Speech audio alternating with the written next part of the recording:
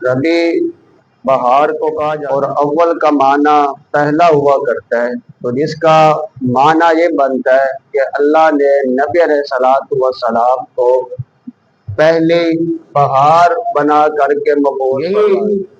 ساتھیوں وہ مہینہ ہے جس مہینے کے اندر اللہ رب العالمین کا بہت بڑا احسان ہوا کہ اللہ نے حضور کو بھیجا۔ اب کس دن بھیجا؟ تو وہ احادیث کے اندر آتا ہے کہ سموار کے دن اللہ کے نبی کو اللہ نے مبعوث فرمایا۔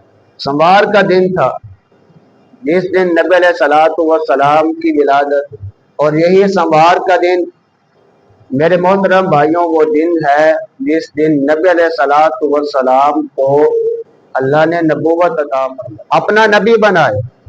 اللہ نے آپ علیہ الصلوۃ والسلام کو پیدا بھی سموار کے دن کیا، آپ کو نبوت بھی سموار کے دن دی، اور نبی علیہ الصلوۃ والسلام کی وفات بھی سموار کے دن نہیں ہوئی۔ کبھی نبی علیہ الصلوۃ والسلام اپنے پیدائشی دن سموار کا روزہ رکھا کرتے۔ آپ فرماتے ہیں میرے صحابہ میں سموار کا روزہ رکھتا ہوں، کیوں؟ کیونکہ اللہ نے اس دن مجھے پیدا فرمایا۔